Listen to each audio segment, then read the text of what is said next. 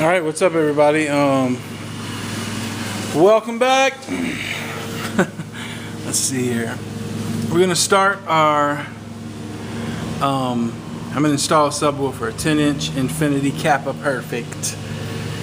And I'm gonna use a JL 750 watt mono block HD amplifier. Probably a few of you are saying a little too much amp for a little too less sub, but I plan on getting a W6 later. Anyway, I wanted to start this out. Obviously I'm in the engine bay, and I wanted to show you where I'm going to access the Firewall grommet for the power.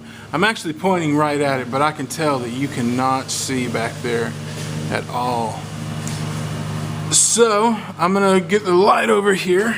Sorry for the wobbliness. I'm gonna put the light over here and see if we can't get you a good shot back here at where this. Oh yeah, you see it. Oh yeah. I've already pulled the grommet out of it, and you can actually see the insulation inside there.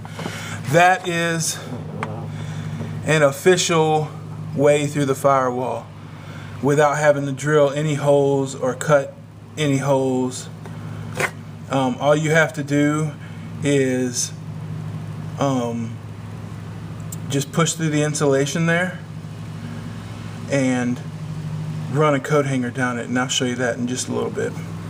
But yeah, I'm gonna run a coat hanger down that thing, feed the line, power wire up through it, and I'll have a hole factory made. Let me give you a reference to where that is. Here's the engine,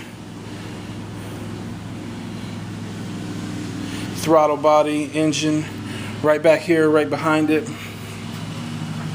You have your stabilizer bar. If you go underneath that stabilizer bar and look back there on the firewall at the top, you got that beautiful hole. And that is just perfect for running a power wire.